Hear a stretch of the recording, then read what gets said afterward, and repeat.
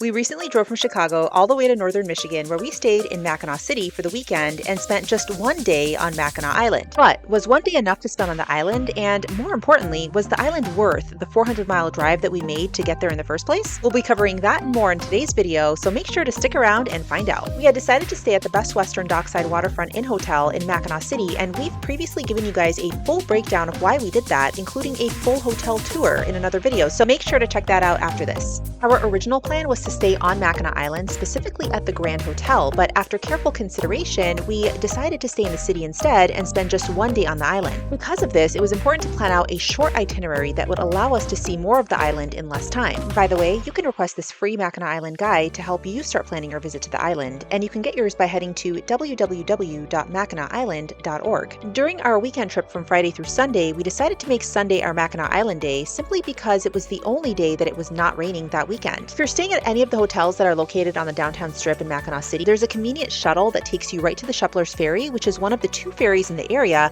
and the one that we use specifically to get to Mackinac Island. And as you can probably tell from the map we just showed you, the shuttle literally just drove a couple of short blocks, and although we could have easily walked from our hotel to the ferry dock, we figured, hey, why not? It's included as part of our stay anyway, so let's go ahead and hop on. Plus the boys wanted to ride in the shuttle since the first day that we got there. Now, regardless of where you're staying, if you're going to the island, you will obviously need to purchase a ticket to get there. Now, this is going to be your base cost. We purchased our tickets ahead of time via the Mackinac City Chamber of Tourism website at the same time that we booked our hotel. This gave us a bit of a discount, which was super helpful. The front desk of the hotel simply printed the tickets for us, and we brought them with us on the day of our departure. If you're staying in the city, make sure to purchase your tickets off of the Mackinac City Tourism website so that you can get a discount on the Sheplers Ferry tickets as well as other area and island attractions. The website is www.mackinac-city.com. We purchased 2 adult tickets for $29.99 each, normally $34, and 2 children's tickets for $21.99 each, normally $23, making our grand total $103.96. This was our base cost for the day. The ferry normally departs every 15 minutes throughout the day, with the first ferry typically departing as early as 7:30 a.m. and the last one around 9:30 p.m. It's best to check their website for up-to-date schedules, especially during off-peak seasons when departures may be less frequent.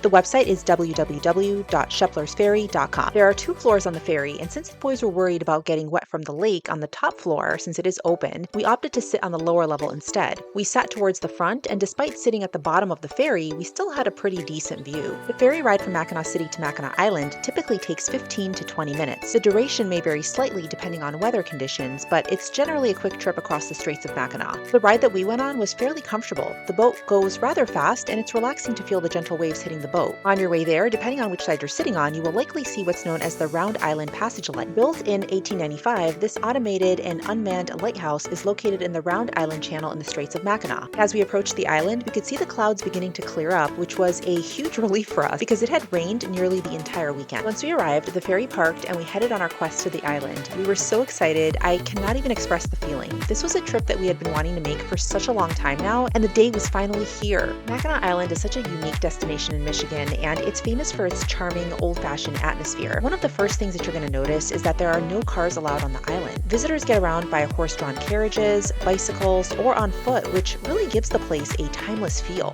It literally felt like we had stepped back into time. It was so cool. We arrived around 10 a.m. and were eager to get the day started. Since we only had a few hours here, we wanted to see as much as we could in a short period of time. We had purchased tickets for the horse-drawn carriage tour during the checkout process when buying our hotel tickets on the Mackinac City Chamber of Tourism website.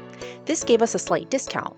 We paid $37 for each adult ticket, normally $41, and $15.50 for each child's ticket, normally $16, making our grand total $105 for the horse-drawn carriage tour. Once we got our tickets printed from one of the stands, we hopped on the next horse-drawn carriage and waited for the rest of the passengers to board. The horse-drawn carriage tours are divided into 2 parts, and the first part takes you through downtown and passes through key sites like the island's charming streets, historical buildings, and main shopping areas. You'll pass by landmarks such as the Marquette Park and get a general introduction to the island's history and the unique car-free environment.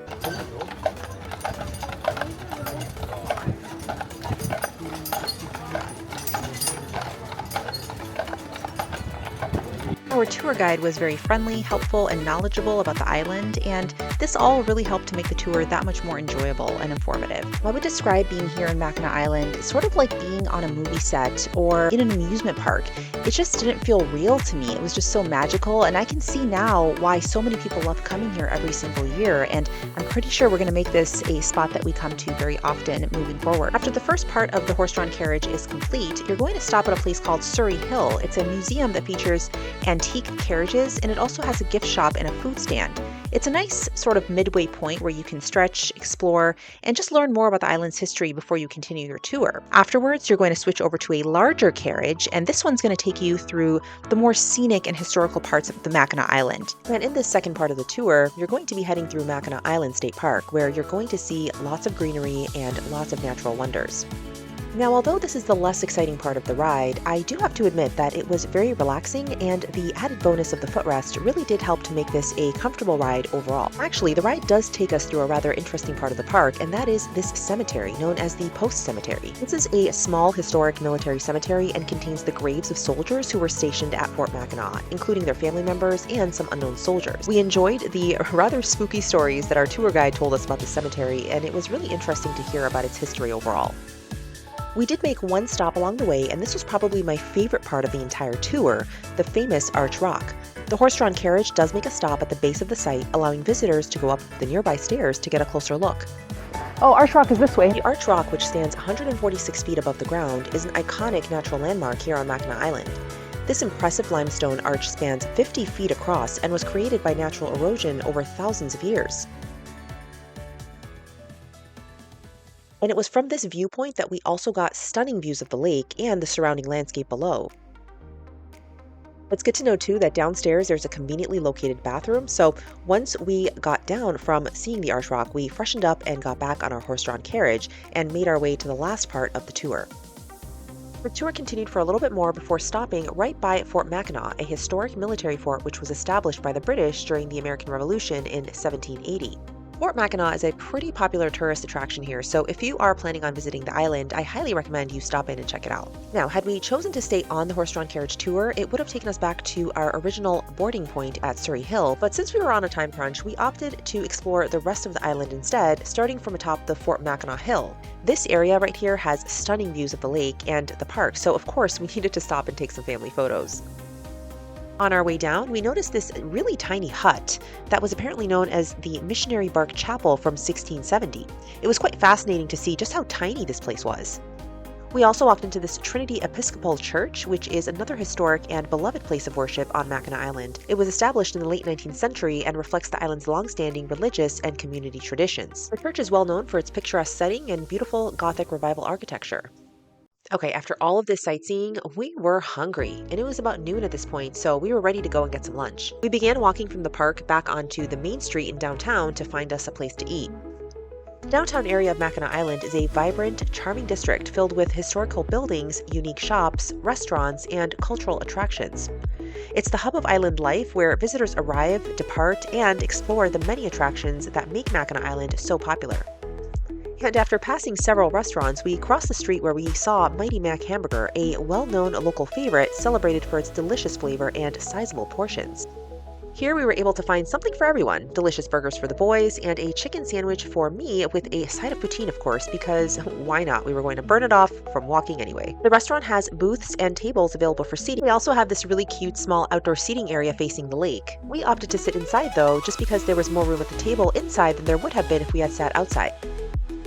Once we wrapped up, we went ahead and picked up dessert at Ryba's Fudge. Now, there are several popular fudge spots on the island, but we had heard great things about Ryba's. Once we got there, though, and saw the ice cream, we decided to skip the fudge and get that instead. By the way, we were told by a couple of reliable sources that sampling fudge is a quite common practice here on the island, and it's a great way for visitors to taste different flavors before making a purchase. So if you're planning on getting fudge at the island, don't be shy to ask for a sample or two.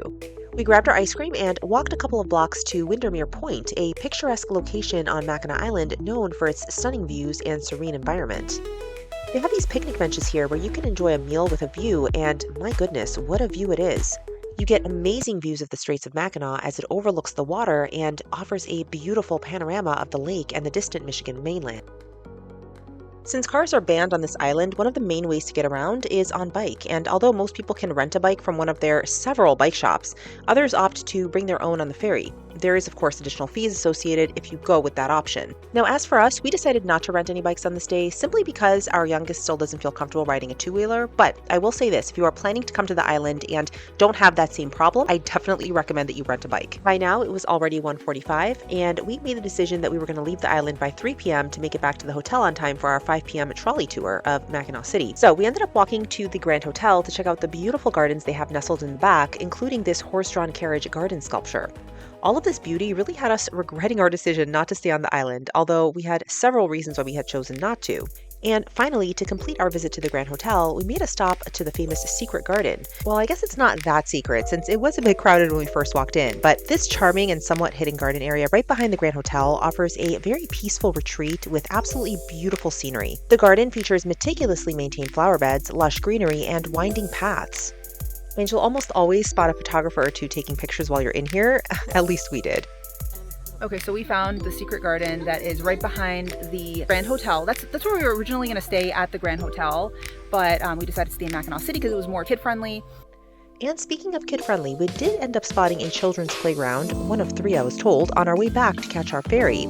We also did stop to check out the newly built arcade where the boys stopped to play some games. Okay, so at this point it was time to catch the ferry back to Mackinac City, which I wasn't too happy about since I felt like we could have used just a few more hours on the island. Now, if you're planning on traveling to the island with family and friends and want to spend just one day here as well, here are some tips that could help you. Tip number 1, you want to plan ahead. It helps to know which activities you're going to do before arriving so that you can plan out your day accordingly. Although we had a general idea of what we wanted to do on the island, we didn't really have a solid itinerary in place, and besides the horse-drawn carriage tour, we kind of winged the rest of the day. Tip number 2, get there early. There's a lot to do and see on the island, so getting there early will ensure that you have adequate time to do everything. And if you are planning on doing a lot of walking or biking, save something like the horse-drawn carriage tour for the end so that you can sit back and enjoy the scenery. And finally, tip number 3, bring a backpack with essentials such as water, sunscreen, snacks, and anything else that you think you'll need. Since we weren't staying overnight on the island, we wanted to ensure that we had everything conveniently with us, since taking a ferry back to our hotel and back multiple times would not have been cheap at all. We just got back on the shuttle. We were heading back to our hotel, and we had an amazing time in Mackinac Island. Evan, did you have fun? Yeah. Overall, it's definitely possible to spend just one day on the island, and with some careful planning, you can still get to do most, if not all, of the things that you want to do while you're there. As for us, we'll definitely be back again someday, and this time probably for a little more than just one day. And yes, Mackinac Island is totally worth the trip, and I would do it again 100 times if I could.